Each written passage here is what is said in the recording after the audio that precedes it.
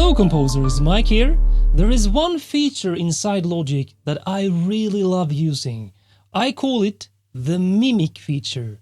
So let's boost your Logic powers right now. I will also give you a bonus tip in the end of this video. The Mimic feature, also called track follow, is something I use often when composing and producing music, because it makes it so easy to layer up sounds, then only make changes on the master layer, which follows through on all those copies. So let's say you have a string part like this, for example. Now you probably know that you can duplicate this easily by simply holding down the Option key and dragging it down. You see the plus sign, and this is now a duplicate. But what if I want to make changes? Well, I need to make changes on both of these parts. Enter the track follow or mimic mode, as I call it. You simply do the same thing, hold down the Option key, but you add the Shift key. So if you hold down Option and Shift, now left click with your mouse and drag down, look what happens. This little arrow sign shows that this is a track follow, a mimicked part from this. And it even says drive track 64, which is this one, which means that you get the original and the duplicate. But if I make a change here now, let's just do something crazy, like so.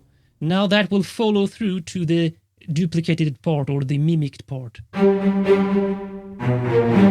as you heard. And this, of course, becomes more powerful the more track or parts you mimic. So you can have 5 different layers of brass and strings playing in unison or octaves, and only need to change one single master part using this method. Now here's a really cool trick about this mimic part method, which is if you use the drummer in Logic, but you really don't want to use the actual sound of the drummer because you have a third-party drum kit that you like better, such as this Addictive Drums plugin that I use personally. Well, check this out. You can actually duplicate the part with the mimic method, as I just showed you with the other track. Select this to select all the parts in the drummer track, hold down Option Shift, drag down, and this now is a mimicked part of the drummer track. Now you can even mute the drummer track and only play this one, which has no notes because it mimics the performance of this track here.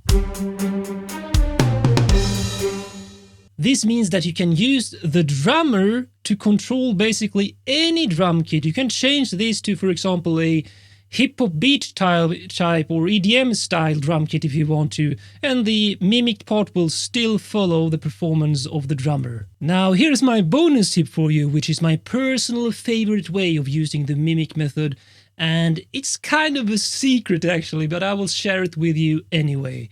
So let's say you have this strings here, and that you use the mimic method, Alt or Option, Shift, left click and drag. Now you have a perfect duplicate, which will sound like this.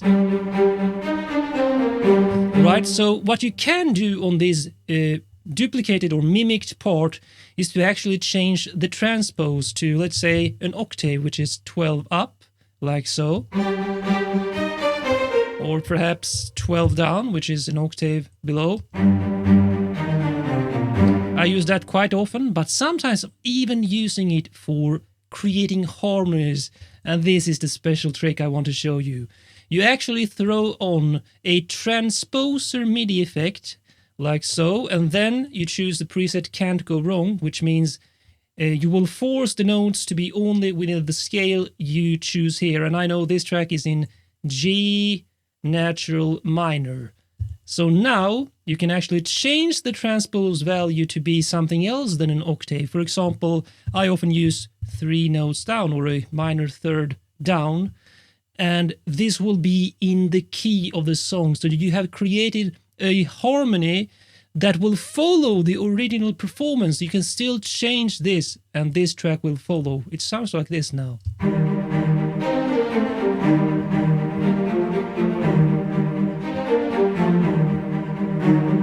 So changing your mimicked parts into octaves or even harmonies. It's awesome. Check out my complete video series on Logic Pro X tutorials and tips here on my channel. Learn and master Logic Pro X to boost your music composition and production workflow.